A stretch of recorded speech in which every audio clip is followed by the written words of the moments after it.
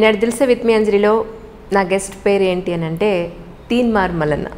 అలా చెప్తేనే మీకు అర్థమవుతుందని డైరెక్ట్గా అలా చెప్పాను. ఏమండి అలా చెప్పమంటారా? మీ ఒరిజినల్ పేరు చెప్తే గుర్తుపట్టే అవకాశం ఉంది. ఒరిజినల్ పేరే తీన్మార్ మల్లన్నగా మారిపోయింది. ఎందుకంటే గజిట్లో చేంజ్ చేసాము ఆల్రెడీ. నా ఒరిజినల్ పేరు, నా ఓటర్ ఐడి కార్డు ఇదంతా తీన్మార్ మల్లన్న అనే ఉంటుంది. మీరు కరెక్టే చెప్పారు. సో ఇంట్రడక్షన్ అవసరం లేదు, డైరెక్ట్గా మరి ప్రోగ్రాంలోకి ఎంటర్ అయిపోదాం. సార్ నమస్కారం అండి. నమస్తే. మళ్ళీ ఇబ్బంది పెట్టానా? ఇంటర్వ్యూ కావాలి అని చెప్పని ఇబ్బంది పడడానికి సిద్ధంగా ఉన్నాం. So nice. సార్ ఏంటి అసలు మీరు ఏం చదువుకున్నారు, ఎక్కడ పుట్టారు, మీ ఫ్యామిలీ బ్యాక్గ్రౌండ్ ఏమిటి? నేను పుట్టింది ఇప్పుడు ప్రస్తుతం ఉన్నటువంటి యాదాద్రి భువనగిరి జిల్లా తురకపల్లి మండలం మాదాపురం మా విలేజ్. ఓకే. అంటే కీసరగుట్ట నుంచి ఒక 20 కిలోమీటర్లు వస్తుంది ఇక్కడ ఇటువైపు నుంచి పోతే. అటు భువనగిరికి కూడా సేమ్ డిస్టెన్స్లో ఉంటుంది. యాదగిరిగుట్టకు ఒక 20 కిలోమీటర్ల దూరంలో ఉంటుంది. నేను ఫస్ట్ నుంచి 10th వరకు అక్కడే చదువుకున్నా. ఓకే. ఊర్లోనే చదువుకున్నా. మా నాన్నగారు పాల వ్యాపారం చేసేవారు, అమ్మ హౌస్ వైఫ్. మాకు కొద్దిగా వ్యవసాయం ఉంది. నాకు 2 అన్నలు, ఒక అక్క. నేను చిన్నవాడిని ఇంట్లో. మీరే చిన్నవారు? నేనే చిన్నవాడిని. ఓకే. కాబట్టి నా మీద ఏ బర్డన్ లేకుండా పెరగగలిగినాను. ఆ తర్వాత 10th తర్వాత నేను ఇక్కడ SVS కాలేజ్ విద్యానగర్లో చదువుకున్నా ఇంటర్మీడియట్. ఆ తర్వాత డిగ్రీ ఇక్కడ ఫస్ట్ ఇయర్ ఏమో ఇక్కడ SP కాలేజ్లో చేశాను. ఆ తర్వాత అక్కడ పొలిటికల్ సైన్స్ మీద ఇంట్రెస్ట్తో అక్కడ నచ్చలేదు. ఓకే. ఎక్కడున్నారని ఎత్తుకున్నా, మంచి ప్రొఫెసరు భువనగిరిలో ఉన్నారని తెలిస్తే doctor S Buchaiah. Okay. Buchaiah sir అని ఉన్నాడు, ఆయన దగ్గర పోయి అక్కడ చేరిపోయినా. అక్కడ చేరిన తర్వాత అక్కడ పొలిటికల్ సైన్స్లోనే ఉస్మానియా యూనివర్సిటీ ఎంట్రన్స్ రాసినప్పుడు నాకు 90 ర్యాంక్ వచ్చింది. నేను యూనివర్సిటీలో జాయిన్ అయిపోయినా పొలిటికల్ సైన్స్లో. ఆ తర్వాత MBA చేశాను. ఆ తర్వాత మాస్టర్ ఆఫ్ జర్నలిజం చేశాను. సో మొత్తానికి ఒక 3 PGలు అట్లా చేశానండి. ఓకే. నా విద్యాభ్యాసం, నా పుట్టుక అది. అంటే చిన్నప్పుడు కూడా ఈ వర్క్ చేసుకుంటూనే స్కూల్కి వెళ్ళే సమయంలో పేపర్ బాయ్గా వర్క్ చేసిన. స్కూల్కి వెళ్ళే టైంలో పేపర్ బాయ్గా, అంటే ఊర్లో పేపర్ వేయడము ఉంటుండే. అప్పుడు 15-20 పేపర్లు వచ్చేటివి. ఆ పేపర్లు స్కూల్కి వెళ్ళే 9 గంటలకు స్కూల్ స్టార్ట్ అయిందంటే 8 గంటల వరకు ఇవన్నీ వేసేసి రెడీ అయిపోయి పోయేవాడిని అన్నట్టు. అట్లా కొంచెం ఈ మీడియా ఇదంతా లేని ఇంట్రెస్ట్ ఒకటి వచ్చిందన్నట్టు. ఆ ఊర్లోకి పేపర్ వస్తే కూడా ఫస్ట్ పేపర్ నేను చదివేదాకా ఎవరికి వేయకపోయేది. అట్లా చాలాసార్లు నన్ను కొట్టిన వాళ్ళు ఉన్నారు. ఇప్పుడు తెస్తారా పేపర్ అని. అయ్యో. ఆ తర్వాత దాని మీద ఇంట్రెస్ట్ కలిగి ఇంటర్మీడియట్లో ఉన్నప్పుడే ఆంధ్రభూమికి రిపోర్టర్గా సెలెక్ట్ అయినా నేను. ఆంధ్రభూమి పత్రికలో. ఇంకా అట్లా ఇంకా 2008లో iNews స్టార్టింగ్లో ఎలక్ట్రానిక్ మీడియాలోకి వచ్చిన. ఆ తర్వాత కంటిన్యూ ఇప్పటివరకు ఎలక్ట్రానిక్ మీడియాలోనే ఉన్నా. ఇది నా ప్రస్థానం మాదాపూర్ నుంచి హైదరాబాద్. సో మరి ఛానల్స్లో ఎందుకు కంటిన్యూ చేయలేకపోయారు మీరు? తర్వాత V6 మీరు లాస్ట్ ఛానల్ అనుకుంటా అయితే. లేదు, V6 తర్వాత 10TV చేశాను. 10TV తర్వాత TV5 చేశాను, చేస్తున్నాను కూడా ఇప్పుడా? ఓకే. అంటే తీన్మార్ మల్లన్న లాంటి కార్యక్రమాలే? ఎస్, అన్నీవే. ఎందుకంటే నన్ను మల్లన్నగా మాత్రమే నేను వార్తలు చెప్తే ప్రజలు ఇష్టపడతారు కాబట్టి అట్లా చెప్పడమే బాగుంది. నేను గెటప్ ఏదేసినా కూడా వార్తలో సత్యం ఉండాలి, నిజాయితీ ఉండాలన్న ఒక కాన్సెప్ట్ తోటి ఆ యాంగిల్లోకి పోయి చెప్తా. నేను గోసి గొంగడి కట్టుకొని చెప్పకపోతే మా అమ్మ, మా తాతయ్యలు వీళ్ళు ఎట్లింటారు, వాళ్ళు నేను సూటు బూట్ వేసుకుంటే ఇది మాది కాదు అనుకుంటారు. అందుకోసమే వాళ్ళ వేషాధారణలోకి పోయి వాళ్ళకి వార్తలు చెప్పడం అనేది ఒకటి గొప్ప విషయం. మీ వీడియోస్ చాలా ఫాలో అవుతూ ఉంటారండి చాలామంది, అందులో నేను ఒక వ్యక్తిని చెప్పాలంటే. కానీ నాకు చూసిన ప్రతిసారి ఏంటంటే మీరు అధికారంలో ఉన్న పార్టీలనండి, వ్యక్తిగతంగా మీరు ఎవరిని ఏమీ అనకపోయినా అధికారంలో ఉన్న పార్టీ విషయంలో కుండ బదులు కొట్టినట్టు ఉన్న విషయాన్ని మీరు సూటిగా మాట్లాడడం అనేది ప్రజలందరికీ నచ్చింది. ఒక సామాన్య వ్యక్తిగా జర్నలిస్ట్ అనే దాన్ని పక్కన పెడితే సామాన్య వ్యక్తిగా నాకు బాగా నచ్చింది. కాకపోతే ప్రస్తుతం ఉన్న కాలమాన పరిస్థితుల్లో ఒక జర్నలిస్ట్ అవనివ్వండి లేదా ఒక మీడియా ఛానల్ అవనివ్వండి, ఏదైనా సరే ఉన్న మాటను అడిగితే చాలా నిష్ఠూరంగా ఉంటుంది.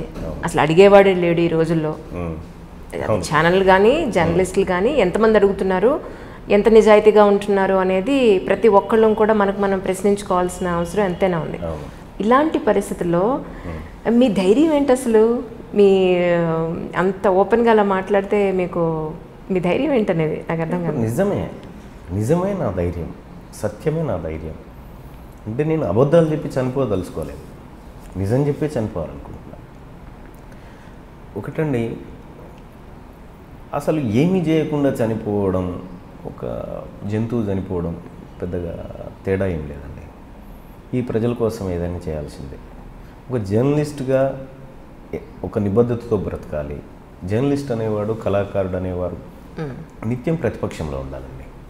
ప్రతి క్షణం ప్రతిపక్షంలో ఉండాల్సినటువంటి డిపార్ట్మెంట్లు ఇవి. జర్నలిస్టు, కళాకారుడు, కవి, వీళ్ళంతా. నేను ఆ పాత్రలోనే ఉన్నాను. అంటే చూసే వాళ్ళకి కాస్త డిఫరెంట్గా కనిపిస్తుంది. ఏమని, ఎందుకు ఈ ప్రభుత్వాన్ని విమర్శిస్తున్నాడు అంటే, ప్రభుత్వాన్ని విమర్శించకపోతే ప్రతిపక్షాలను విమర్శించలేం కదండి. వీళ్ళ ఫెయిల్యూర్స్ని కూడా ప్రశ్నిస్తాం. కానీ సేమ్ టైము అధికారంలో ఉన్న వాళ్ళు, అక్కడ కేసీఆర్ కాకుండా ఉత్తమ్ కుమార్ రెడ్డి ఉంటే ఆయనను కూడా అంటాం కదండి. అంటే ఒక జర్నలిస్టు తన వృత్తి ధర్మంలో భాగంగా ఏం చేయాలనో అదే చేస్తున్నా. అది చూసే వాళ్ళకు అంటే ఈ సందర్భం ఇప్పుడు మీరే కొద్దిగా డౌట్ పడుతుంది, ఇంత ధైర్యంగా ఎట్లా, దానికి ధైర్యం ఎందుకు? నిజం మీ వెనకాల ఉంటే చెప్పడానికి ధైర్యం ఎందుకు? అంటే దాచుకొని చెప్పాలంటే జర్నలిస్ట్ అంటే కొంచెం దాయాలి, కొంచెం దాచి కొంచెం రివీల్ చేయాలి, ఎక్కువగా చేయొద్దు, దానికి మోతాదు కొలమానం ఇట్లా ఏం లేదండి. నిజమేదో అది చెప్పాలి. అది చెప్పకుండా ప్రజల్ని మోసం చేయొద్దు. అది చెప్పాలన్న కాన్సెప్ట్ తోటే నేను ఈ సత్యాన్ని మాట్లాడతా. నా ధైర్యం ప్రజలే, నా ధైర్యం నిజాయితీ, నా ధైర్యం నిబద్ధత, నా ధైర్యం సత్యం. ఇవే నా ధైర్యం. ఇదే కాదండి, ఇంకా చాలా చేయగలుగుతా.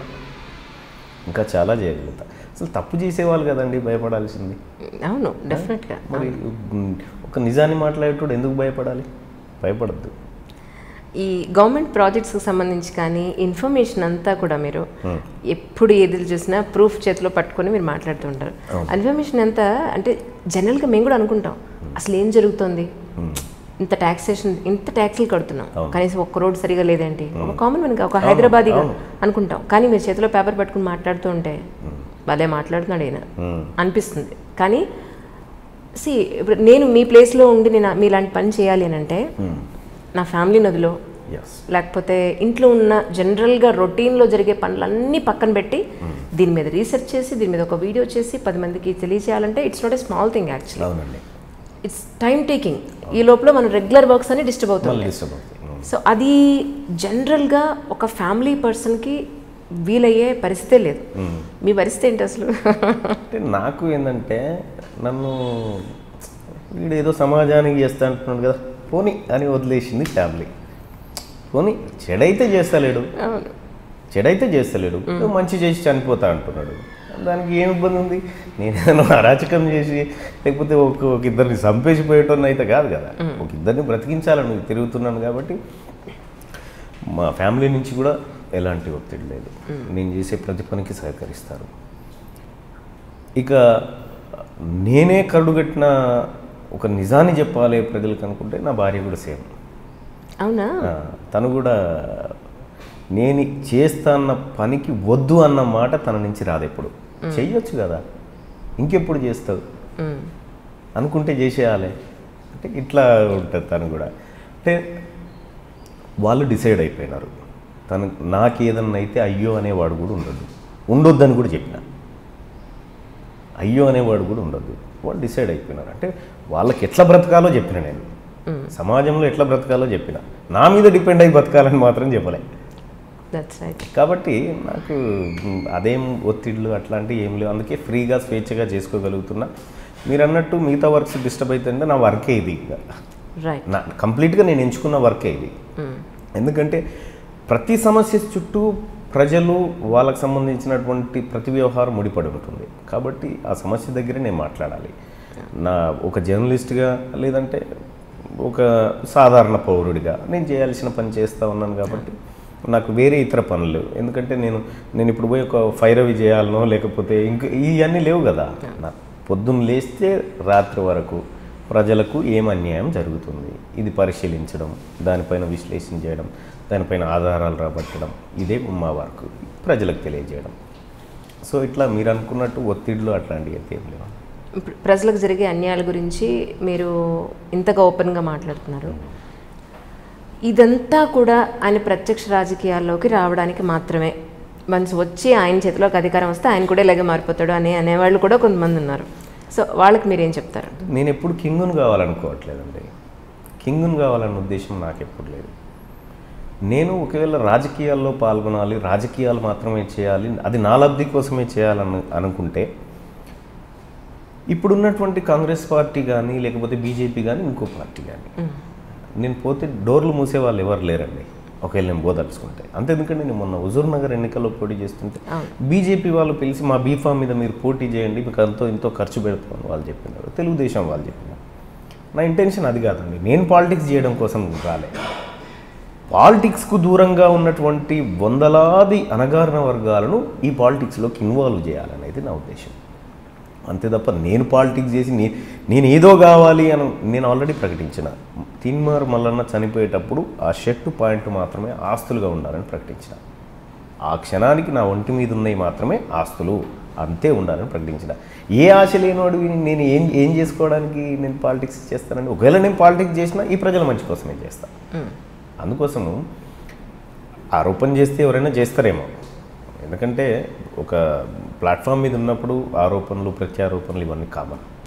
మేము వీటిని పట్టించుకొని మా సమయాన్ని వేస్ట్ చేసుకునే పరిస్థితులు ఉండేవి. మా ప్రజలకు ఏది కావాలనో ఆ పనులు చేసుకుంటూ పోవడమే మా ముందున్నటువంటి ఒక లక్ష్యం. దానికోసమే వర్క్ చేస్తాం తప్ప తీన్మార్ మల్లన్న ఒకవేళ నేను నా లైఫ్ స్టైల్ గొప్పగా ఉండాలనుకుంటే, నేను ఎక్కడో కాంప్రమైజులు కావాలి, ఎవరికో కొమ్ము కావాలనుకుంటే నా లైఫ్ ఇట్లా ఉండదండి. నేను గొప్పగా బతకగలుగుతా. కానీ నాకు వచ్చే జీతం కూడా ఈ ప్రజల కోసమే ఖర్చు పెట్టి ఉత్తి చేతులతో ఇంటికి పోయినా మా భార్య గారు, మా శ్రీమతి గారు ఇంత నాకు అన్నం పెట్టేటువంటి స్థాయిలో ఉంది, ఆ ధైర్యం ఉంది. కాబట్టి మాకు ఎలాంటి ఆశ కానీ కోరికలు కానీ లేవండి. నేను కేవలం ఉత్తగా ఏమీ చేయకుండా చనిపోవద్దని డిసైడ్ అయింది. ఈ ప్రజలకు ఏదైనా చేయాలన్న ఉద్దేశంతో వచ్చిన వాళ్ళం తప్ప మా సొంత ఎజెండాలు, ఇందులో హిడెన్ ఎజెండాలు అట్లాంటివి ఏం లేవండి. సరే, ఇక్కడ అన్యాయం జరుగుతుంది, ప్రజలారా మేలుకోండి అని చెప్పని మీరు వీడియోలు చేస్తున్నారు, బాగుంది. ఎందుకంటే తెలియని వాళ్ళకు కూడా విషయం ఏంటి అనేది విపులంగా అర్థమవుతుంది. చదువుకున్నా చదువుకోకపోయినా ఏ కేడర్లో ఉన్న వాళ్ళకైనా సరే చాలా ఈజీగా అర్థమయ్యేటట్టు మీరు చెప్తున్నారు, బాగుంది. కానీ దానివల్ల నిజంగా ఉపయోగం ఉందా? అక్కడితో ఆగిపోవట్లేదా? దాని మీద ఇంప్లిమెంటేషన్ కానీ లేదంటే గవర్నమెంట్ తీసుకునే రెజల్యూషన్స్ కానీ ఏం ఉండడం లేదు కదా. దీనివల్ల ఉపయోగం ఏంటి మీ ఉద్దేశ ప్రకారం? ఎస్ మేడం, ఇప్పుడు ఒక నిజం తెలియకపోతే అబద్ధమే నిజం అని తిరుగుతుంది మేడం. బాబాసాహెబ్ అంబేద్కర్ గారు ఒక మాట చెప్తారు, సమీకరించు, బోధించు, పోరాడు. నేను బోధించే క్రమంలో ఉన్నా. ఏం జరుగుతుందో మా ప్రజలకు బోధించి పోరాడుతున్నారు కూడా, అది కూడా ఉంది క్రమంగా. అది నెక్స్ట్ స్టెప్ అయినప్పటికి కూడా అంటే ఆల్రెడీ ఈ రాష్ట్రంలో అసెంబ్లీ ఎక్కడ ఉంటుందో తెలియకుండా బ్రతుకుతున్నటువంటి కులాలు కొన్ని వందల కులాలు ఉన్నాయి మేడం. అసెంబ్లీ ఎక్కడ ఉంటుందో తెలియకుండా బ్రతుకుతున్నటువంటి కులాలు. ఆ కులాలకి జ్ఞానం చెప్పాలి, బోధించాలి. ఏం జరుగుతుంది ఈ రాష్ట్రంలో మీ పన్నుల 5 లక్షల కోట్ల రూపాయల బడ్జెట్ 5 సంవత్సరాలకు అనుకుంటే, సంచార జాతుల బిడ్డలు ఎవరైతే ఉన్నారో వాళ్ళకు 5% ఉంటారు ఈ రాష్ట్రంలో అనుకుంటే, ఈ 5 లక్షల కోట్లలో వాళ్ళకి రావాల్సిన బడ్జెట్ పంపకాలు జరగొద్దా? అంటే ఇదంతా ఎవరు చెప్తారండి మా వర్గాల ప్రజలకి? ఇప్పుడు రేవంత్ రెడ్డి గారు వచ్చి చెప్తాడా, బాబు మీరు 185% ఉన్నటువంటి బీసీ, ఎస్సీ, ఎస్టీలు మీకు ఇంత వాటా రావాలి, ఇంతమంది మీరు ఎమ్మెల్యేలు అసెంబ్లీలో ఉండాలని రేవంత్ రెడ్డి చెప్తాడా, లేకపోతే కేసీఆర్ చెప్తాడా, లేకపోతే ఇంకో కిషన్ రెడ్డి చెప్తారా? ఎవరు చెప్పరు కదండి. మా ప్రజలకు మేమే చెప్పాలి. కాబట్టి అదే చెప్తా ఉన్నాం. అది వృధా అవుతుందని మేము అనుకోవట్లేదు. వాళ్ళకి తెలవనన్ని రోజులు అది మాకేందో అందని పదార్థంగా ఉండే. ఇప్పుడు మాకు పాలిటిక్స్ తెలుస్తున్నాయి కదా, అందుకోసమే ఇది వృధా కాదు. ఇది ఆరంభంలో ఉన్నాం కాబట్టి కాస్త ఇట్లాగే కనిపిస్తుంది, అజిటేషన్లోకి వచ్చినప్పుడు కనిపిస్తుంది ఒరిజినాలిటీ. అంటే బేసిక్గా మీకు కేసీఆర్ గారు అంటే బాగా ఇష్టం అని చెప్పని విన్నాను. యాక్చువల్లీ ఇష్టం. మరి ఎందుకు తర్వాత అంటే ఒకానొకప్పుడు మిమ్మల్ని పిలిచి కూడా ఏం జరుగుతోంది తెలంగాణలో మిమ్మల్ని పిలిచి కూడా ఆయన అడిగిన సందర్భం ఉంది, మీరిద్దరి మధ్య మంచి క్లోజ్ అసోసియేషన్ ఉంది అని చెప్పని విన్నాను. నిజమండి? ఎస్ అండి, నిజం. కేసీఆర్ గారు నేను కలిసిన మాట వాస్తవం. మేము కలిసింది ఒకే ఒక్కసారి, అంతేనా? ఒకే ఒక్కసారి అంటే పరిచయస్తుడు. ఓకే. అంటే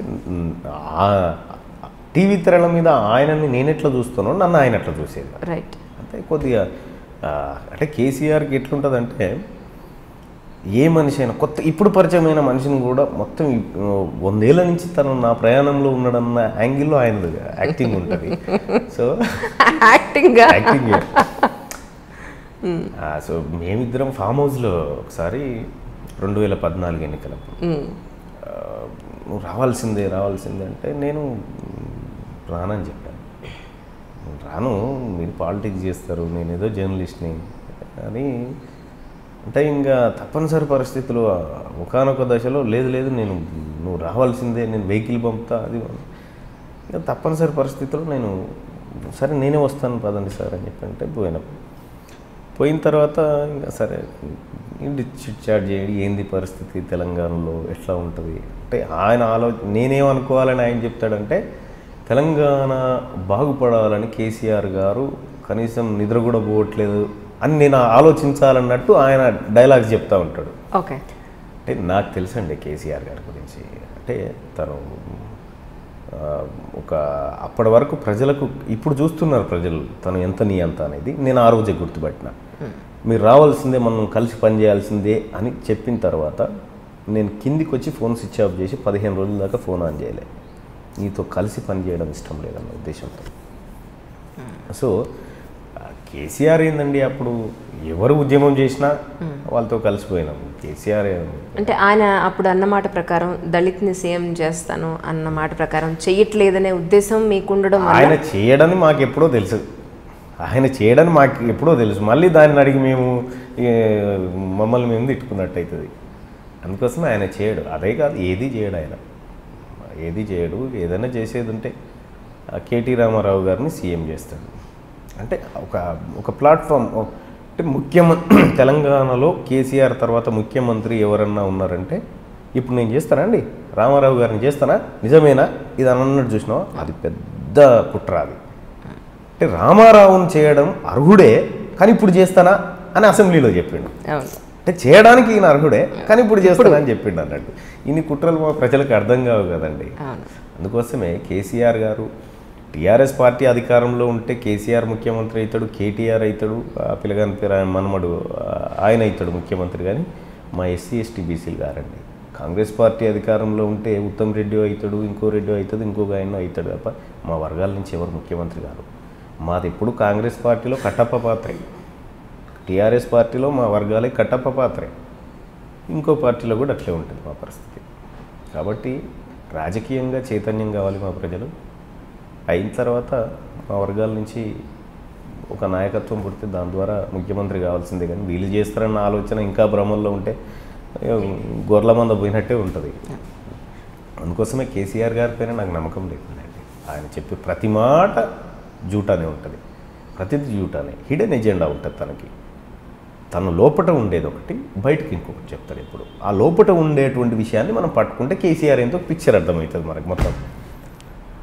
కానీ మీరు చెప్పే సత్యాల వల్ల, లేకపోతే మీరు ఇచ్చే ఇన్ఫర్మేషన్ వల్ల, మీరు చేసే వీడియోల వల్ల, ఇప్పుడు మీరు ఏ వర్గాలైతే చెప్పారో ఆ వర్గాలంతా కూడా కొంతమంది అంటే ఈ బ్యాక్వర్డ్ ఉండే ఆర్థికంగా వెనుకబడిన తరగతులు ఏవైతే ఉన్నాయో ఎలక్షన్స్ వస్తే వాళ్ళకు ఒక పండగ, ఒక ఇన్కమ్ సోర్స్లా ఆలోచించే అలాంటి తరగతుల వల్ల మరి ఎంతవరకు ఉపయోగపడుతుంది దేశానికి మీ ఉద్దేశ ప్రకారం? వాళ్ళకి ఎప్పుడు తెలుస్తుంది చెప్పండి. ఎస్, అదే మేడం. ఎందుకంటే మా ఓట్లు మేము వేసుకోవాలన్న సోయి వాళ్ళకి చెప్పాలి కదా, ఆ జ్ఞానం ఎందుకు వేసుకోవాలన్న విషయం చెప్పాలి కదా. ఇప్పుడు తెలంగాణ రాష్ట్రంలో దాదాపు 3.5 లక్షల కుటుంబాలు, రైతు కుటుంబాలు, బీసీ ఎస్సీ ఎస్టీ మైనార్టీ కుటుంబాలు భూరికాళ్ల ప్రక్షాళన పేరు మీద రోడ్డు మీద పడ్డాయి. నీకు భూమి కావాలా, లేకపోతే ఓటు రోజు 2 లక్షలు ఇచ్చే 2,000 రూపాయల నోటు కావాలంటే తను భూమే కావాలంటాడు. సో అలాంటి కాజ్ని మనం వాళ్ళ దగ్గరికి తీసుకుపోవాలి. నీ భూమి ఇట్లా పోయింది, ఇది ఇట్లా పోయింది, దీని ద్వారా ఈ డబ్బు పంచుతూ ఉన్నారు, మరి నీ పిల్లల భవిష్యత్తును పనంగా పెడతావా అంటే ఇటువంటి జ్ఞానాన్ని మా ప్రజలకు చెప్పాలి. ఓటు ఎంత పవిత్రమైందో చెప్పాలి. ఈ ఓటు అంతెందుకండి, ఇప్పుడు నేను చెప్తా ఉన్నా కదా, ఒక రెడ్డి గారి దగ్గరికి పోదామండి, 2,000 రూపాయలు ఇద్దాం, మీ ఓటు అమ్మంటే అమ్మడండి. తను ఆత్మగౌరవంతో ఉంటాడు. నేను ఓటు అమ్ముతానా అని అంటాడు. అదే మా వర్గాల దగ్గర పోతే 2000 ఎందుకండి, 200 ఇస్తే అమ్ముడుపోతారు మా వాళ్ళు. కాబట్టి వాళ్ళని మార్పు చెందించాలి, వాళ్ళ ఆలోచనని ఆ డబ్బుకి దూరంగా చేయాలి, వాళ్ళ భవిష్యత్తు కోసం ఓటేసే విధంగా వాళ్ళకి జ్ఞానం చెప్పాలి. అందుకోసమే అందులో భాగంగా ప్రజల్లో నేను ఇవన్నీ చెప్తా ఉన్నాను. ఏ ప్రాజెక్టులో ఏం జరిగింది, ఎవరెవరు ఎక్కడ కొలగొడుతున్నారు, ఇదంతా నేను చెప్తా ఉన్నాను. ఇదంతా మా వాళ్ళకి చేరడం కోసం చెప్తున్నా. ఇదేదో ఆయన తిన్నాడని కాదు, ఆయనను దోషిగా నిలబెట్టాలనేది నా ఉద్దేశం కాదు. మనకు రావాల్సిన సంపద ఇట్లా పోయిందని చెప్పి చెప్తా ఉన్నాం అన్నట్టు. అందుకోసమే మా వర్గాలకు జ్ఞానం చెప్పడం ఒకటే మార్గం అండి. మీ ఇంత చేశారు కదా, మరి లాస్ట్ టైం హుజూర్నగర్కి సంబంధించిన ఎలక్షన్స్లో మీరు ఓడిపోవడానికి గల కారణం ఏంటి అని మీరు అనుకున్నారు? మేము ఎట్లా గెలుస్తామండి అక్కడ? మరి ఏ ఉద్దేశంతో పోటీ చేశారు మీరు? అంటే ఒకటండి, తెలంగాణ రాష్ట్రంలో జరుగుతున్నటువంటి ఏకైక ఎన్నిక, ఉప ఎన్నిక. అంటే రాష్ట్ర ప్రజల దృష్టి మొత్తం హుజూర్నగర్ పైన ఉంటుంది. అక్కడ కనుక మా కాజ్ ఏదైతే ఉందో, మా భూములు కొల్లగొట్టారు, మా సంపదను కొల్లగొట్టారని ఏదైతే పదం మేము వాడుతున్నామో ఆ పదం రాష్ట్ర ప్రజలకు మొత్తం తెలిసిపోతుందండి. రైట్. అది జనరల్ ఎలక్షన్లు అయినా అనుకో, నేను ఎక్కడైనా మాట్లాడితే అక్కడే తెలిసిపోతుంది, రాష్ట్రం అంతా తెలియదు. ప్రజల అటెన్షన్ ఎటువైపు ఉందో అటువైపు పోయి మాట్లాడాలన్న ఉద్దేశంతో పోయినామండి. అక్కడ కూడా ఆ ప్రజలేం ఆదరించలే కాదండి. వాళ్ళు చాలామంది ప్రజలు ఒకవేళ నిజాయితీగా మేము ఓటు వేయదలుచుకుంటే మల్లన్నకేయాలని చెప్పిన వాళ్ళు చాలామంది ఉన్నారండి. నాకు అదే అర్థం కాలేదు. అక్కడ చాలామంది ప్రజలు వాళ్ళు మాట్లాడినప్పుడు కూడా మేము మల్లన్న వెనకాతలు ఉన్నాం, మల్లన్నకే మా ఓటు అని అన్న తర్వాత కూడా అంటే ట్రెమెండస్ చేంజ్ ఒకటి వస్తుంది హుజూర్నగర్ ఎన్నికల్లో అని అనుకున్నాం. బట్ కాకపోతే అక్కడ ఏ ప్రభావం చూపించడం వల్ల మీకు అలా జరిగిందా అనేది అర్థం కాదు. అక్కడ ఏంటంటే ఇది మ్యూచువల్గా అండర్స్టాండింగ్ జరిగింది టీఆర్ఎస్ పార్టీకి కాంగ్రెస్ పార్టీకి మధ్య. ఉత్తమ్ కుమార్ రెడ్డి, కేసీఆర్ ఇద్దరు వేరువేరు కాదండి. చీకట్లో కూర్చొని ముచ్చట పెట్టుకొని పెగ్గేసుకుంటోళ్ళే వాళ్ళు. రామేశ్వరరావు వాళ్ళకు గురువు ఉంటాడు, ఈ ముగ్గురు ఈ త్రయానికి మళ్ళీ చిన్నజీయర్ గారు ఉంటారు. సరే, అక్కడ ఏంటంటే ఉత్తమ్ కుమార్ రెడ్డి ఎంపీ ఎలక్షన్లో పోటీ చేసేటప్పుడు హుజూర్నగర్లో భారీ ఓటింగ్ రాబట్టుకోవడం కోసం తన పైన ఓడిపోయినటువంటి శానంపూడి సైద్ రెడ్డికి ఒక హామీ ఇచ్చారు. నేను రాజీనామా చేసి అక్కడ గెలిస్తే నువ్వు ఇక్కడ ఎమ్మెల్యే అవుతావు, కాబట్టి ఈ ఓట్లన్నీ నాకు పడేటట్టు చూడు. రైట్. తీరా ఏమైంది, మళ్ళీ శానంపూడి సైద్ రెడ్డిని గెలిపించాలి, సేమ్ టైము ఆ నియోజకవర్గం ఉత్తమ్ కుటుంబం హస్తంలో ఉండాలి. వాళ్ళే ఇన్ఛార్జ్, ఓడిపోయిన వాళ్ళు ఇన్ఛార్జ్గా ఉంటారండి. సో ఇట్లా ఇందులో భాగంగా చేసినటువంటి అసలు శానంపూడి సైద్ రెడ్డి ఓటుకు 1500 పంచాలని డిసైడ్ అయింది. 1500 నువ్వు పంచితే నువ్వు ఎట్లా గెలుస్తావు, ఆ 500 మాకు ఇస్తే 500 మేము పంచుతాం, 1000 మీరు పంచండి, మేము తక్కువ ఇచ్చినాం కాబట్టి మేము ఓడిపోతాం. ఈ ఒప్పందంలో భాగంగా ఓడిపోయినారు. అసలు అక్కడ టీఆర్ఎస్ కాంగ్రెస్ ఎవరు పోటీ చేసినా కూడా గెలుపు టీఆర్ఎస్కు ముందే డిసైడ్ చేసుకొని దిగినటువంటి. అది మీకు తెలుసు, విన్నామను అనే విషయం మీకు తెలుసండి? మాకు తెలుసు. ఎందుకంటే మేము పోయింది అక్కడ ఫలితంతో కాదండి, ఫలితంతో సంబంధం లేకుండా ఒక కాజ్ను బిల్డ్ చేయాలన్న ఉద్దేశంతో పోయిన వాళ్ళం మేము. అది చేసే సందర్భంలో అనేక కుట్రలు జరిగినాయి, అనేక కేసులు పెట్టడం, ఇబ్బందులు పెట్టడం జరిగింది. అవన్నీ ఏం పట్టించుకోం. కానీ సో ప్రజలకు కాస్త ఈ జ్ఞానం తెలుస్తుందేమో, ఈ సోయి వస్తుందేమో అన్న ఉద్దేశంతో మమ్మల్ని అడ్డుకోవడం జరిగింది. అక్కడికి పోయి కూడా మేము అక్కడ ఉత్తమ్ కుమార్ రెడ్డి రేవూరు కాడ 950 సర్వే నెంబర్లో పెట్టినటువంటి 600 ఎకరాల కబ్జా వివరాలు డాక్యుమెంట్లు బయట పెట్టినాం. గుర్రంపూడి తాండా సర్వే నెంబర్ 540లో 520 ఎకరాల భూమి, శానంపూడి సైద్ రెడ్డి మనుషులు వీళ్ళు బినామీలు కబ్జాలు పెట్టినటువంటి భూమి, ఇవన్నీ కదా మేము బయట పెట్టిన డాక్యుమెంట్. ఏం చేసుకుంటారు సార్ ఇంత వందల వేల ఎకరాలు? ఏం చేసుకుంటారు సార్? నేను అదే అంటున్నా. అక్కడ ఏమంటున్నారు ఉత్తమ్ కుమార్ రెడ్డి గారు, మాకు పిల్లలు లేరు, ప్రజలే మా పిల్లలు లేనోడికి 600 ఎకరాల భూమి ఎందుకండి, 6 అడుగుల జాగా సరిపోదా? అంటే పిల్లలున్న కుటుంబాలకు ఆ భూమి ఉంటే దాని నుంచి ఉత్పత్తి వస్తుంది. అంటే సంపదను కొల్లగొడుతూ ఓవైపు ఈ నాటకాలు, మళ్ళీ చీకటి రాజకీయాలు చేస్తూ, సో ఇటువంటి అన్నీ హుజూర్నగర్లో ఇది ఒక ఇంటర్నల్గా ఒక కేసీఆర్ ఉత్తమ్ రెడ్డి ఒప్పందం ప్రకారం జరిగినటువంటి ఒక ఎన్నికలు. వాటి నుంచి మేము ఫలితాన్ని ఏం ఆశించలే, కానీ మా కాజును మాత్రం డెవలప్ చేయగలిగాం అక్కడి నుంచి. ఏంటి సార్ ప్రస్తుతానికి ఉన్న కరెంట్ అఫైర్ ఏంటి అని అంటే ఆర్టీసీ వాళ్ళకి సంబంధించిన సమ్మె. అవును, అసలు చాలా ఉధృతంగా ఉందని చెప్పాలి ఒక మాటలో చెప్పాలంటే. అంటే బయట చెప్పేది ఏంటంటే మేము ఒక 2 రోజుల ముందు శాలరీ అడిగినందుకు ఇంత చేశారని కొంతమంది, లేదు గవర్నమెంట్లో విలీనం చేయమని అడిగినందుకు ఇలా చేస్తున్నాను. అసలు ఏంటి సార్ ఆర్టీసీలో ఉన్న సమస్య ఏంటి? వాళ్ళకి వీళ్ళకి అంటే గవర్నమెంట్కి ఆర్టీసీకి మధ్య ఉన్న ఆ గ్యాప్ ఏంటి మీ ఉద్దేశ ప్రకారం? ఏం జరుగుతుంది అసలు? 100% కేసీఆర్ చేపిస్తున్నటువంటి సమ్మె. సీరియస్లీ? ఎస్, ఎందుకు కాదంటారండి? అంటే వీళ్ళు మేము అడుగుతున్నా ఒప్పుకోవట్లేదు.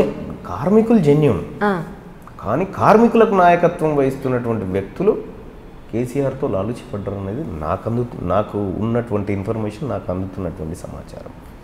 అశ్వత్థామరెడ్డి కేసీఆర్ను తిడతా ఉన్నా ఇంత తిట్టుమని పంపిస్తున్న వ్యక్తి కేసీఆర్ ఏమో అనిపిస్తుంది. ఎందుకంటే వీళ్ళు ఈ సమ్మెను క్లోజ్ చేయకుండా కొనసాగించి అసలు ఆర్టీసీ అనేది లేకుండా చేసి మెగా రామకృష్ణారెడ్డిని ఆయన చేత, ఆయన తర్వాత పొన్నపుల ప్రసాద్ వీళ్ళందరి చేత ఇన్వెస్ట్ చేయించి ప్రైవేట్ పరం చేసి ఆస్తులు కొల్లగొట్టాలనేది దీని ఉపాయం అండి. అసలు నిజంగా అశ్వత్థామరెడ్డి అనే వ్యక్తికి ఈ చేయాలనుకుంటే 24 డిమాండ్లు, ఏదో 25 డిమాండ్లు పెట్టినట్టున్నారు. కొన్ని తక్షణం పరిష్కారం కావాలి, కొన్ని కొంచెం లేట్ జరుగుతుంది. సో అట్లా మూమెంట్ని తీసుకుపోవచ్చు కదండి. 24 ఇట్లలో ఒక్కటి తప్పినా మేము చేయమని అంటే సమ్మె చేసుకోవడానికి మీకు హక్కు ఉంది. ఇదే అశ్వత్థామరెడ్డి గారు ఇంకొక విషయం చెప్పాలండి. ఉప్పల్ డిపో తీసుకోండి, ఆ తర్వాత కుషాయిగూడ డిపో, ఇట్లా చాలా బస్ డిపోలు ఉన్నాయండి. ఎస్సీ సర్టిఫికేట్లు పెట్టుకొని రెడ్లు దాంట్లో చొరబడ్డారు మేడం. కండక్టర్లుగా, డ్రైవర్లుగా, మెకానికల్గా చొరబడ్డప్పుడు వీళ్ళు ఎవరు ఉద్యమాలు చేయలేదండి. ఇప్పుడు ఈ ఆర్టీసీ ఉద్యమం ద్వారా టీఆర్ఎస్ పార్టీ నుంచి అధికారాన్ని లాక్కోవచ్చు అన్న ఆలోచన రెడ్లకు లేకపోయినుంటే ఒక్క రెడ్డి గారు కూడా ఉద్యమం చేయకపోతుండే. కాబట్టి ఇది సరే జెన్యూన్ డిమాండ్, ఆర్టీసీ కార్మికులకు దక్కాల్సిన హక్కులు ఇవన్నీ ప్రతిదీ రావాలి, దానికి నేను కూడా మద్దతు ఇస్తున్నా. కానీ ఆ సమ్మె ఇదే అశ్వత్థామరెడ్డి గారు చెప్పిండా లేదా? ఆర్టీసీలో ఉన్నటువంటి బీసీ, ఎస్సీ, ఎస్టీ సంఘాలను మీరు రావద్దు సరూర్ స్టేడియంకి, ఇది మేము చేస్తున్నాం, క్రెడిట్ వస్తే మాకు రావాలి అని చెప్పి వీలు చేయలేదా? ఇదంతా నాతో ఎంతమంది కార్మికులు మాట్లాడారు. నేను అయినా కూడా సమ్మె కొనసాగించాలని చెప్పి వాళ్ళకి చెప్పిన, కార్మికులను పంపించడం అని చెప్పిన. ఎందుకంటే అక్కడ ప్రయోజనం వాళ్ళు చూసుకున్నా అందులో కొంత ఫలితం మనకు దక్కుతుంది, కాబట్టి దాన్ని వదులుకోవద్దన్న విషయం చెప్పిన.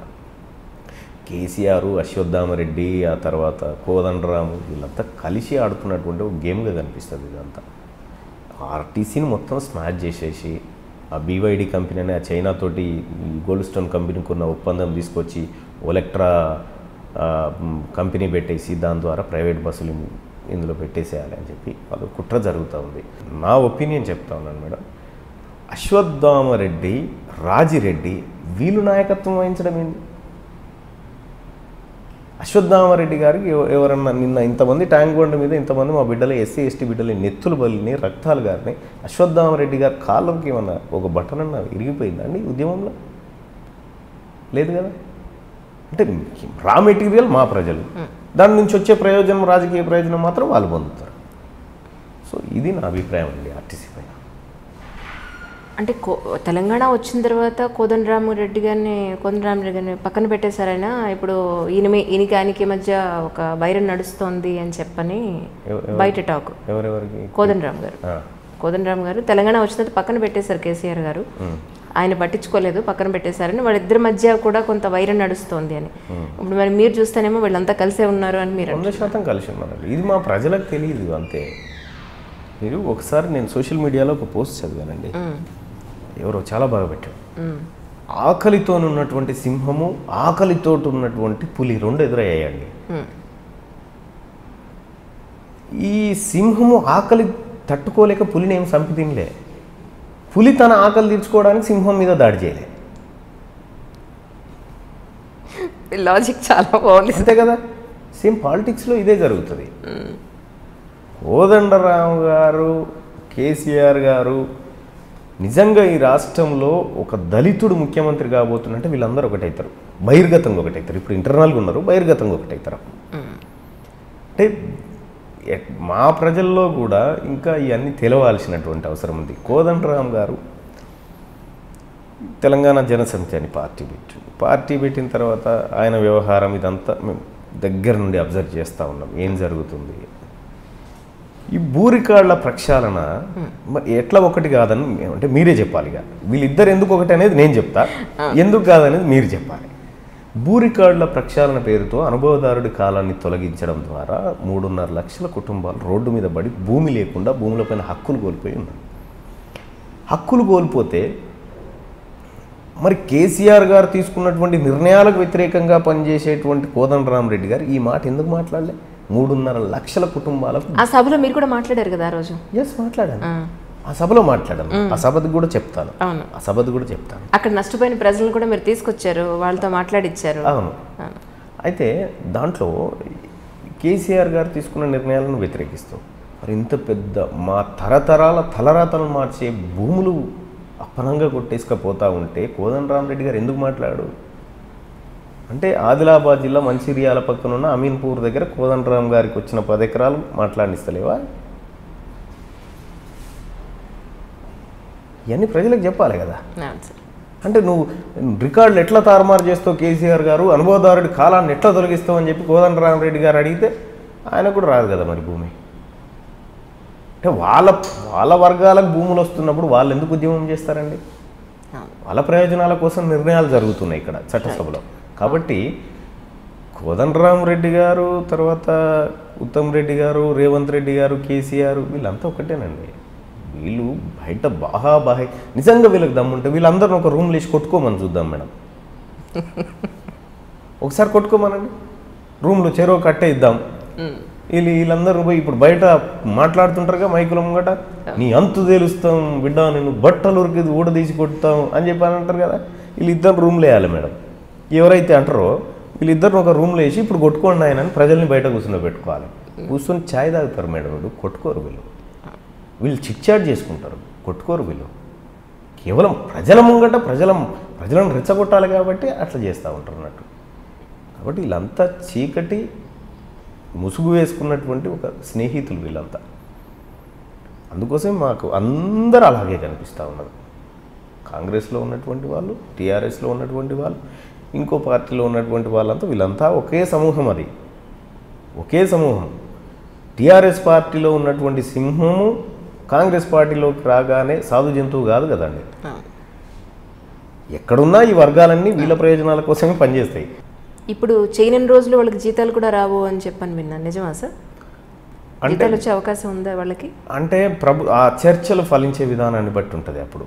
ఎందుకంటే సమ్మెకాలానికి వేతనం భరిస్తామని ప్రభుత్వం అంటే ఎక్కడ కూడా కట్ చేయరండి. ఓకే, కట్ చేయరు. కొంత వెసులుబాటు ఇస్తారు, కొంత ఇవ్వడము, లేకపోతే డిఏ వరకు ఇవ్వడము, లేకపోతే ఇట్లా చిన్న ఇస్తారు. కానీ ఫుల్ ఫ్లెడ్జెడ్ శాలరీ మాత్రం ఇవ్వరేమో నాకు తెలిసినంత వరకు. గతంలో కూడా 1-2 చూస్తే సకల జనుల సమ్మెకాలానికి కొంత కట్టించి ఇట్లా ఏదైతే చేసిరో.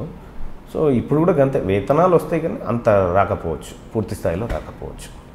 కానీ మొన్న ఎంఆర్ఓ పెట్రోలు కిరసనాయిలు పోసి అంటించిన ఇష్యూ తర్వాత నిజంగా అసలు ప్రజలు కూడా అనుకున్నది ఏంటంటే, చాలా తిరిగి సంవత్సరాల పాటు ఫేస్ చేస్తుంటాడు. పిల్లని రూమ్లో పెట్టి బెదిరిస్తే రివర్స్ అయినట్టుగా రివర్స్ అయిపోయి ఒళ్ళు మండిపోయి చేస్తుంటాడు అని ప్రజలు చాలామంది అన్నారు సార్. ఇంట్లో పనిచేసే అమ్మాయి పేపర్ చదివి అమ్మాయి ఇదే జరిగి ఉంటుంది పక్కా కానీ అని చెప్పానంటే నేను ఆశ్చర్యపోయాను. పని వాళ్ళు కూడా ఇంత కీన్ అబ్జర్వేషన్ అబౌట్ రాజకీయాలని అనుకున్నాను నిజంగా. సార్ ఆ రోజు నేను మీద ఒక వీడియో చూసాను ఏంటంటే, ఇదంతా ముందే తెలుసు గవర్నమెంట్కి అని చెప్పని. ఇప్పుడు సార్ మీరు చెప్పిన ఇన్ఫర్మేషన్ ప్రకారం ఎంఆర్ఓది అక్కడ ఆవిడకి అసలు అధికారం లేదు అక్కడ ఇవ్వడానికి. ఎందుకంటే ఆల్రెడీ వేరే వాళ్ళ మీద ఉన్నప్పుడు పాస్బుక్ ఈవిడ ఎలా ఇతని పేరు మీద ఇస్తుంది అనేది పెద్ద క్వశ్చన్. ఆ విషయం ఇతనికి తెలియక ఇతను జరిగి ఉంటుందంటారా? మీ ఉద్దేశ ప్రకారం ఏం జరిగి ఉంటుందంటారా? అక్కడ అసలు భూ రికార్డుల ప్రక్షాళన అనే ఏదైతే ఉందో అది లేకపోతే ఇవాళ విజయారెడ్డి బతికేది. ఆయన భూమి ఆయనకే ఉండేది. అనుభవదారుని కాలం కొట్టేయడం వల్ల హక్కులు పోయినాయి కాబట్టి ప్రజలు తిరగబడరు. ఆ విజయారెడ్డి హత్య కేసు అనేది ఒకప్పుడు ఇక్కడ ఒకటి పరిశీలిస్తే, ఒకప్పుడు ఈ అధికారులను పొలిటీషియన్స్ని నక్సలైట్లు ఎత్తుకపోయి చంపేదండి అడవులలో.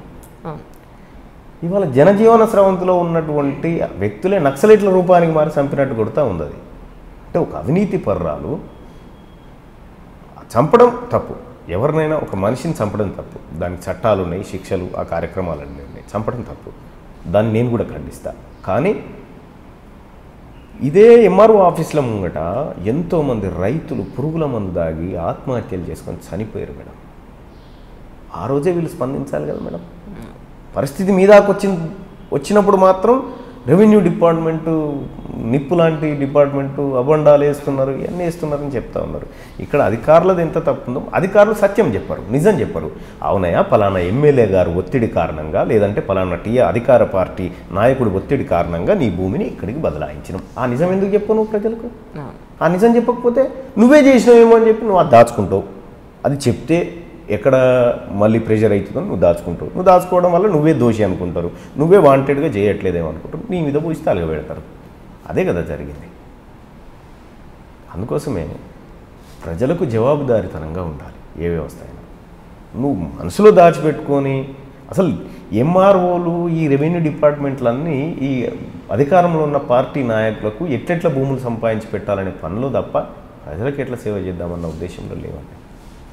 దానికి ప్రభుత్వందే తప్పు, ప్రభుత్వమే బాధ్యత వహించాలి. కేసీఆర్ వాంటెడ్లీ దీన్ని మొత్తం కొలాప్స్ చేయాలనుకుంటూ చేసేసాడు.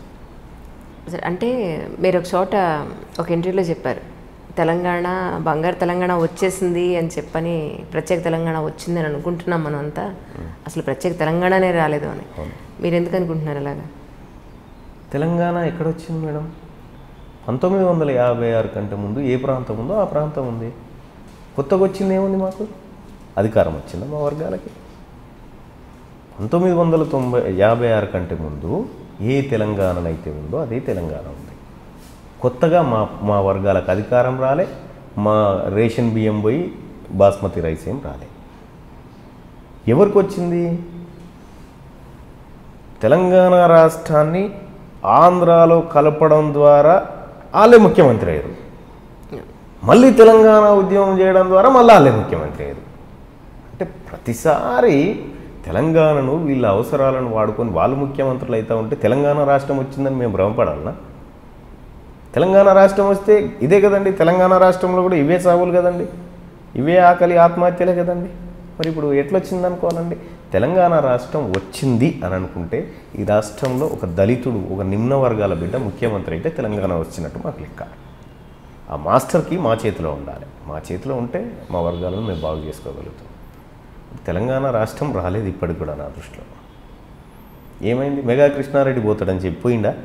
ఈడికే వచ్చినాడు. గుంటూరు నుంచి చిన్న జీఆర్ సాయం వచ్చాడు, బత్తలేడా? పొన్నపూల ప్రసాదాన్ని రాయలసీమ నుంచి వచ్చాడు. ఎవరికి వచ్చింది తెలంగాణ? కేసీఆర్ చెప్పలేదా? అక్కడికి పోయి ఏది ధర్మపురికి పోయి పుష్కరాలంటే రాజమండ్రిలోనేనా అండి, ఇక్కడ దావా ఇవి గోదావరి కాదా, ఇక్కడ మా కొబ్బరికాయలు అమ్ముకుంటా ఆయన బతకడా, పుష్కరాలు వస్తాయని చెప్పాను. మరి తెలంగాణ రాష్ట్రం వస్తే కొబ్బరికాయలు అమ్ముకుంటే ఆయన నన్న బతకాలి, లేకపోతే తెలంగాణలో ఉన్నటువంటి ఈ నిమ్న వర్గాల బిడ్డలైనా కాంట్రాక్టర్లు మెగా కృష్ణారెడ్డిలు కావాలి, వీళ్ళు కావాలి. మళ్ళీ మెగా కృష్ణారెడ్డి ఉండు కదా. ఎట్లొచ్చినట్టు? ఏ రంగంలో తెలంగాణ వచ్చినట్టు చెప్పండి? విద్యారంగంలో వచ్చిందా? విద్యారంగంలో ప్రభుత్వ బడులను సత్యనాశనం చేసింది, విద్యారంగంలో రాకపోయా. విద్యారంగాన్ని బలపరుస్తా అని చెప్పినటువంటి ఇదే కేసీఆర్ ఫ్యామిలీ వెలాసిటీ అని చెప్పి కార్పొరేట్ స్కూల్స్ పెట్టి అట్లా ఆగం చూసారు. విద్యలో రాకపోయే, ఉపాధి లేకపోయే, భూములు మా చేతుల్లోంచి గుంజుకునే, ఆ తర్వాత అధికారం మా చేతుల్లో లేకపోయే. ఏ రంగంలో తెలంగాణ వచ్చిందని మేము సంతృప్తి పడాలి చెప్పండి మేడం? తెలంగాణ కేవలం గీతలు గీయబడ్డటువంటి తెలంగాణ మాత్రమే వచ్చింది. అందుకే నేను ఒక పాటలో ఒక చరణం రాశాను. గెట్టు తెలంగాణ చూసి పట్టు విడిస్తే పట్టాభిషేకాలు పరుగునొచ్చున, జట్టు కట్టి ఊరూరున జంగు నడిపితే రాజ్యం నీ కాళ్ళతోని రాజీ పడదా అని చెప్పి నేను ఒక చరణం రాసినప్పుడు, అంటే ఒక కవితలు రాసి పాటలు కూడా పాడతారా? అంటే పాటలు అంటే ఈ డ్యూయెట్లు ఈ రాయనండి, అది కాదు. ఈ రెవల్యూషన్ అంటే ఒక అది దాంట్లో కూడా ఈ తెలంగాణ వచ్చిన తర్వాతనే రీసెంట్గా రాలిన రక్తపు చుక్కల సాక్షిగా ఎత్తిన పిడికిలి అని చెప్పి ఒక సాంగ్ రాసుకుంటూ వచ్చిన ఒక పర్సన్ రాయమంటే రాసిచ్చిన.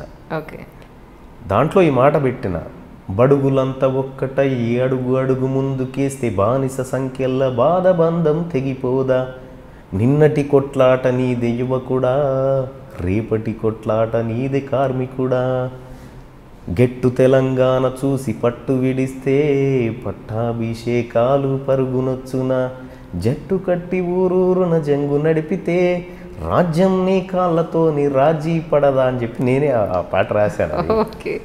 అంటే దాంట్లో మా ఆకాంక్షలను ప్రతిబింబించినాం. అంటే తెలంగాణ రాష్ట్రం వచ్చింది. ఇప్పుడు చూడండి ఎట్లుంటుందంటే మా వర్గాల నుంచి సోనియా గాంధీ గారి దగ్గరికి తెలంగాణ కోసం పోయినామను, ఉస్మానియా యూనివర్సిటీ పిల్లలు పోయినాము, ఏం కావాలి మా బీసీ ఎస్సీ ఎస్టీ పిల్లలు పోయినాము, ఏం కావాలి బాబు అంటే తెలంగాణ రాష్ట్రం కావాలన్నా, తెలంగాణ ఒకటి ఇస్తే చాలంటే చాలండి మాకు తెలంగాణ ఇస్తే చాలు అంటారు మా వాళ్ళు. అదే ఈ రెడ్డి గారు లేకపోతే ఈ కేసీఆర్ ఈ వర్గాల పోయారనుకో, తెలంగాణ ఒకటిస్తే సరిపోతుందండి మీకు కేసీఆర్ గారు అంటే, ఒక్క తెలంగాణ మాకెందుకండి, తెలంగాణ కావాలి, తెలంగాణలో ఉన్నటువంటి అధికారం మా వర్గాలకు రావాలని చెప్తారు అన్నట్టు. వాళ్ళకి మాకున్న తేడా అది. అందుకోసమే ఆ మాట ఇందులో రాసిన, గెట్టు తెలంగాణ చూసి పట్టు విడిస్తే పట్టాభిషేకాలు పరుగునొస్తాయి అని చెప్పి నేను అట్లా రాసిన ఉన్నట్టు అది. సో అది విషయం. అంటే మీ ఉద్దేశ ప్రకారం మీరు ఇప్పుడు అన్న మాటల ప్రకారం చూస్తే అదే అంటున్నాను, అంటే ఒకవేళ మీ దళితులకే కనుక అధికారం ఇస్తే అప్పుడు తెలంగాణ వచ్చినట్ట, అప్పుడైనా వెనకాతరుండి ఆడిచ్చేవాళ్ళు ఉండరంటారా? ఉండరండి. ఎందుకంటే మాస్టర్కి ఎక్కడ ఉంటుందో, ఒక్కసారి కేసీఆర్ గారికి ముఖ్యమంత్రి చైర్ టేస్ట్ తెలిసింది కదా, ఆ చైర్ టేస్ట్ తెలిసిన వాడు అధికారాన్ని నిలుపుకోవాలనుకుంటాడు. ఉత్తరప్రదేశ్లో మాయావతి చెప్పులు కుట్టుకునేటువంటి ఒక చిన్న కులంలో పుట్టినటువంటి ఒక బిడ్డ ఉత్తరప్రదేశ్ రాష్ట్రానికి 4 సార్లు ముఖ్యమంత్రి అయిందండి. తాను అధికారంలోకి వచ్చిన తర్వాత లక్షలాది ఎకరాల భూములు ఈ పేద ప్రజలకు పంచగలిగింది, ఆ పేదలను ఆర్థికంగా పైకి తీసుకురాగలిగింది. సో అటువంటి పరిస్థితి ఇక్కడ ఉండొద్దండి. అంటే మా కష్టాన్ని మేము మాత్రమే నెరవేర్చుకోగలుగుతాం, తీర్చుకోగలుగుతాం, వీళ్ళు చేయరండి. అందుకోసమే మాకు తెలంగాణ రాలేదు. ఇంకా పొలిటికల్ పవర్ మా చేతిలోకి వచ్చినప్పుడే తెలంగాణ రాష్ట్రం వచ్చినట్టు లెక్క. మీ ఉద్దేశ ప్రకారం హుజూరాబాద్లో ఉన్న సమస్యలు అంటే ఏం చెప్తారు? హుజూర్ నగర్లో ఈ ఇద్దరే సమస్య అండి, శానంపూడి సైదిరెడ్డి, ఉత్తమ్ కుమార్ రెడ్డి. వీళ్ళని మించినటువంటి ఏది పైరు కనుక తెగులు ఎట్టబడుతుందో హుజూర్ నగర్కు వీళ్ళు అట్లా పెట్టారు. వీళ్ళు ఏం చేస్తారండి, వీళ్ళు పరిపాలన చేయరు. రామేశ్వరరావుకు ఎక్కడ ఖాళీ భూములు ఉన్నాయి, ఎట్లా దోచిపెట్టాలి అవన్నీ, ఇదే పని వీళ్ళకి. తెల్లారులేస్తే ఇవాళ నేను 1000 ఎకరాలు మీకోసం నేను జమ చేయగలిసిన, అదే మేలచెరువు మండలం ఏపలమాధారం అనే విలేజ్ ఉంటుందండి, సర్వే నెంబర్ 4 ఫారెస్ట్ భూములను డీఫారెస్ట్ చేసి పేదలకు దున్నుకొని వ్యవసాయం చేసుకొని బతకడం కోసం ఇచ్చినాయండి. ఈ ఉత్తమ్ కుమార్ రెడ్డి దగ్గర ఉండి 600 ఎకరాల భూమి, పేదల భూమి, డీఫారెస్ట్ చేయబడ్డ భూముల్లో మైహోం రామేశ్వరరావు మైనింగ్ చేసుకోవడానికి అప్పగించేసిందండి. సో ఇవన్నీ సమస్యలు కాదండి. అక్కడ కేవలం సాగర్ వాటర్ వస్తాయన్న ఆలోచన తప్పితే ఆ భూములు మా వర్గాల చేతుల్లో లేవండి. అక్కడ ఒకవేళ మా వర్గాల చేతుల్లో ఉన్న భూముల్లో మైనింగ్ ఇదే జరుగుతూ ఉంది హుజూర్ నగర్లో. హుజూర్ నగర్ ఏం డెవలప్ అయిందండి, ఈయన ఎవరు ఉత్తమ్ కుమార్ రెడ్డి గారు అక్కడ గృహ నిర్మాణ శాఖ మంత్రిగా పనిచేసిన ఉమ్మడి రాష్ట్రంలో. అదే హుజూర్ నగర్లో ఎంట్రన్స్లోనే ఆదర్శ్ నగర్ అని ఒక ప్రాంతం ఉంటుందండి. అక్కడ పశువులు జంతువులు కూడా బ్రతకని పరిస్థితి అండి. ఆ వాతావరణం అక్కడ ప్రజలు బతుకుతున్నారు. అక్కడ దోమలలో మురికిలో అసలు ఒక చీర అడ్డుగట్టి ఇది ఇల్లు అని భ్రమలో బతుకుతుందండి. ఒక ఆమె ఒక చీర అడ్డుగట్టి ఇది నా ఇల్లండి అని చెప్పి బ్రతుకుతూ ఉంది, మీద కప్పు ఏం లేదు. అటువంటి పరిస్థితిలో ఉంది. ఈయన గృహ నిర్మాణ శాఖ మంత్రి. వందలాది కుటుంబాలు కనీస గూడు కోసం వెయిట్ చేస్తున్నాయి. అక్కడ అసలు వాళ్ళకి ఏమీ లేదు. వాళ్ళు ఎవరో దయదలిసి ఇక్కడ బ్రతకండి మీరు అని అంటే ఆ మురిక్కాలో పక్కకుంటే బతుకుతూ ఉన్నారు. అక్కడ వందలాది మంది ఆ మురికి ఆ రోగాలతో చనిపోయినారు. ఏం డెవలప్ అయిందండి అక్కడ? సిమెంట్ లారీలు ఆ వాహనాల తాకిడితో రోడ్లన్నీ సత్యనాశనం అయినాయండి. రోడ్ల గుంతలు ఎట్లుంటాయంటే టీఆర్ఎస్ పార్టీ వాళ్ళని కాంగ్రెస్ పార్టీ వాళ్ళని ఆ గుంతలలో వేసి పూడిస్తే కూడా ఇంకా గుంతలు మిగిలి ఉంటాయండి. అన్ని గుంతలు ఉన్నాయి అక్కడ ప్రతి గ్రామం. మన సిటీలో రోడ్లు చాలా దారుణంగా ఉన్నాయి సార్, చాలా దారుణంగా ఉన్నాయి. ఫ్లైఓవర్స్ మీద కూడా నాశనం అయిపోయినాయి. అక్కడ అలాగే ఉన్నాయి, నేను కాదని అంటలేదు. ఈ సిటీలో కూడా అలాగే ఉన్నాయి. అన్నింటికన్నా మించి అంటే మీ ఉద్దేశ ప్రకారం అక్కడ ఉన్న సమస్యలు ఈ ముఖంగా మీరు గవర్నమెంట్కి మీరు ఏం చెప్పాలనుకున్నారు చెప్పండి.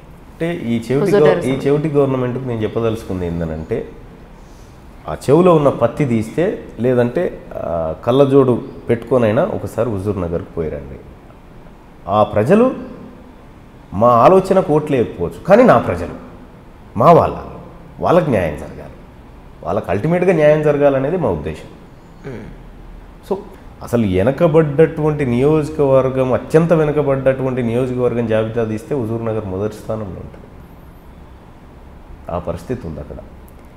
ఒక 10-15 ఏళ్ల నుంచో 20 ఏళ్ల నుంచో ఉన్న ఓటు హక్కు లాస్ట్ టైం ఎలక్షన్స్కి ఓటర్ లిస్ట్లో పేరున్న ఓటు లేదండి అనే పరిస్థితి. ఆల్మోస్ట్ 40-50% జనాలకి ఓటు లేదు. ఎందుకు తీసేశారు అని ఎవరిని అడగాలి, ఎవరిని అడుగుతాం? ఇది ఎన్నికల కమిషన్ బాధ్యత ఉంటుంది, అది ఎన్నికల సంఘం బాధ్యత. 18 సంవత్సరాలు నిండినటువంటి పౌరులకు ఓటు హక్కు కల్పించి వాళ్ళు ఒక చక్కటి వాతావరణంలో ఓటు వేసే ఒక వెబ్సైట్ ఇస్తున్నారు సార్ వాళ్ళు. ఆ వెబ్సైట్ ఎప్పటికీ అప్లోడ్ కాదు. మరి ఇలాంటి కండిషన్స్లో వాళ్ళ ఓటు హక్కు ఇప్పుడు అందరికీ ఫోన్లు వస్తున్నాయి. ఆ ఫోన్ నుంచి డైరెక్ట్గా మనం ఎందుకు పంపించలేము? ఇలాంటి టెక్నాలజీ ఎందుకు చేయరు? అంతెందుకండి, ఇప్పుడు మనం సెల్ ఫోన్ కొనుక్కోవాలన్నా, ఒక సిమ్ కార్డు కొనుక్కోవాలన్నా ఆధార్ మ్యాండేటరీ. అవును, మరి ఓటు హక్కుకు నిజంగా ఆధార్ చూపిస్తే సరిపోదంటారా? ఓటు హక్కుకు నువ్వు ఆధార్ ఎందుకు లింక్ చేస్తలేవు? ఎగ్జాక్ట్లీ, ఆధార్ ఎందుకు లింక్ చేస్తలేవు?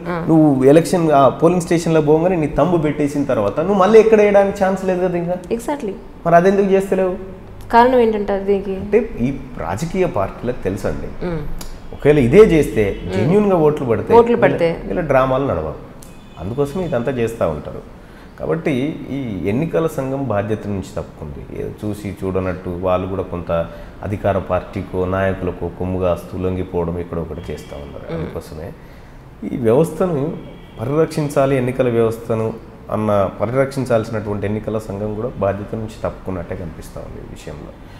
ఇక్కడే హుజూర్ నగర్ నియోజకవర్గంలో టీఆర్ఎస్ పార్టీ వాళ్ళు హుజూర్ నగర్ టౌన్లో టౌన్లో ఆ వార్డు నెంబర్ ఏదో ఉంది గుర్తులేదు, అక్కడికి పోయి ఎవరైనా మాకు ఓటేయండి అని చెప్పి డబ్బులు పంచుతారు కదండి. టీఆర్ఎస్ వాళ్ళు అట్లా చేయలేదు. మీ దగ్గర ఉన్న ఓటర్ స్లిప్ మాకు ఇవ్వండి అని 1000 రూపాయలు ఇచ్చారు వాళ్ళకు. ఎందుకు ఇచ్చారు అంటే ఈ ముసలి వాళ్ళు ఓటు వేస్తే ఎటుపోతుందో కాబట్టి ఈ ఓటర్ ఐడి, ఓటర్ స్లిప్ ఇవన్నీ తీసుకొచ్చి కోదాడ, సూర్యాపేటల నుంచి ముసలి వాళ్ళని తీసుకొచ్చి వాళ్ళ ద్వారా ఓట్లు వేయించారు. ఇక కొంతమంది టీఆర్ఎస్ పార్టీకి వ్యతిరేకంగా చదువుకున్న వాళ్ళవి, విద్యావంతుల వాళ్ళ ఓట్లు లేకుండా చేయడం, ఎందుకంటే ఆపోజిట్గా పడతాయి కదా అన్న ఉద్దేశంతో అట్లా చేస్తారన్నట్టు. ఇదంతా పోల్ మేనేజ్మెంట్లో భాగం. ఆ పార్టీలు వ్యవహరించేటువంటి ఒక దుర్మార్గమైనటువంటి ఒక ఆలోచనతో అన్నీ పుడతా ఉంటాయి. సో ఎన్నికలు సజావుగా జరుగుతలేదండి ఈ దేశంలో, జరగట్లేదు, 100% జరగట్లేదు. మనం ఉన్నమాట చెప్పుకోవాలి ఆ విషయంలో. తర్వాత మీరు చెప్పినట్టు ఈ ఆర్టీసీ ఇంత హడావిడిగా ఉంటే వెనక నుంచి పని చేసుకుంటూ ఎలక్షన్స్కి సంబంధించి మొత్తం అంతా నడుస్తుంది ఇప్పుడు అని చెప్పాను. నిజమా సార్? అదే అండి, నేను ఎందుకంటే నేను ఎప్పుడైనా ఫస్ట్ నాకు ఏదైనా ఆలోచన వచ్చిందంటే దానికి ప్రతిచర్య ఏముంటుందని ఫస్ట్ అటువైపు తొంగి చూస్తానండి. ఇంత పెద్ద ఉద్యమం జరుగుతుంటే కేసీఆర్ ఉత్తగెందుకు ఉంటాడండి? ఈ డౌట్ నాకు రేజ్ అయిన తర్వాత నేను మా ఇంటికాడ బయట ఏది జామ చెట్టు కింద కారు ఉంటే కారు వేప చెట్టు కింద పెట్టమని చెప్తామని మా డ్రైవర్కి చెప్దామని అట్లా పోయేసరికి టీఆర్ఎస్ పార్టీ వాళ్ళు కండవాలు వేసుకొని ఓటర్ స్లిప్పులు పట్టుకొని తిరుగుతూ ఉన్నారు మున్సిపల్ ఎలక్షన్స్ కోసం. ఆ పనిలో ఉంటే ఈయన ఈ పనిలో ఉన్నాడు. ఇంకా 2-3 చోట్ల కనుక్కున్నాం. మీ వాడకట్టుకు వచ్చారంటే వచ్చారు, మా గల్లీలో కూడా వచ్చారు. 20 ఓట్లకు ఇన్ఛార్జ్ అట, 20 ఓట్లకు ఇన్ఛార్జ్ని బట్టి అలా ఆ పనిలో ఉన్నారు. ప్రతిపక్షాలు వీళ్ళంతా ఈ పనిలో ఉన్నారు.